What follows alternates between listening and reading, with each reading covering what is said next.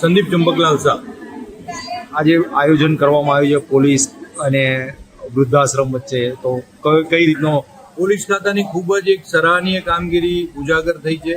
હમણાં થોડા સમય પહેલાં જ ઝોન 6ના ડીસીપી સાહેબ, સૈની સાહેબ, એસીપી સાહેબ, ગોયલ સાહેબ અને પોલીસ ઇન્સ્પેક્ટર સાહેબ, દેસાઈ સાહેબ, નારોલ પોલીસ સ્ટેશનના પીઆઈ સાહેબ અને આખી પોલીસ ટીમ થોડા સમય પહેલાં લગભગ 25-30 પોલીસ ખાતાના અધિકારીઓ, કોન્સ્ટેબલ વગેરે અહીંયા વિઝિટ લીધી હતી અને સી ટીમ જે કામ કરી રહી છે ખૂબ જ સરસ। અમારા પણ ધ્યાનમાં નહોતું કે આટલું સુંદર આ પોલીસ ખાતા દ્વારા પોલીસ ખાતું છે એ તો કાયદાની રૂએ કામ કરતું હોય છે, પણ આવું સોશિયલ એક્ટિવિટીઝ કરે છે અને સોશિયલ એક્ટિવિટીઝમાં બી સિનિયર સિટીઝનોના ઘરે ઘરે જવું, કોઈ ત્વક્તા બેન છે, વિધવા બેન છે, તેનું ધ્યાન રાખવું, અનાથ બાળકોનું ધ્યાન રાખવું।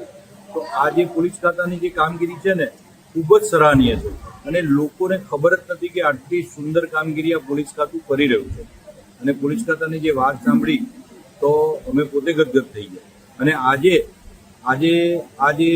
જે રક્ષાબંધનનો કાર્યક્રમ છે અને રક્ષાબંધનના કાર્યક્રમ મીન્સ કે રક્ષાબંધનનો પર્વ છે અને આ પર્વ નિમિત્તે આવતીકાલના જે પર્વ નિમિત્તે આજે 8 તારીખે પોલીસ ખાતા દ્વારા રક્ષાબંધન પર્વની અહીંયા ઉજવણી કરવા આવ્યા છે, એ પણ ખૂબ જ સુંદર વાત છે।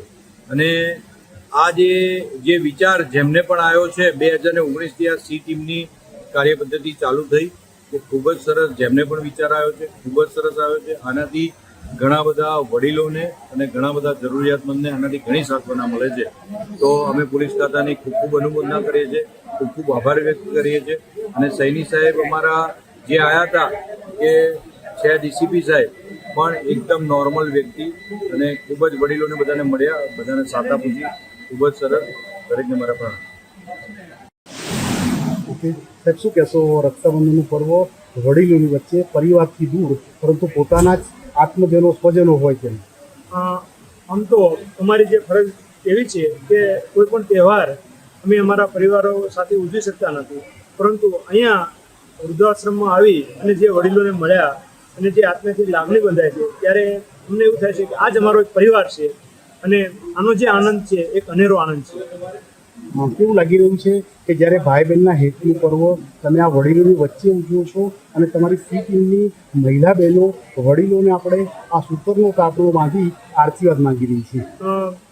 એ સૂતરનું તાતણું છે, વાત સાચી છે, પરંતુ એવા સૂતરના જે તાતણામાં જે પ્રેમની જે લાગણી જોડાયેલી છે, એક એનો જે તાર છે એમાં પ્રેમની લાગણીઓ છે। અને જેમ ભાઈ બહેનના આશીર્વાદ હોય છે, આ તો દાદા દાદીઓના આશીર્વાદ છે, તો આનાથી બીજો ખુશીનો આનંદ કયો હોઈ શકે? આમ જોવા જઈએ તો રાખડી બાંધી પરંતુ સાથે સાથે સુરક્ષાનું વચન પણ આ વડીલોએ આપણી પાસે માંગ્યું છે, શું કહેશો? 100% અમે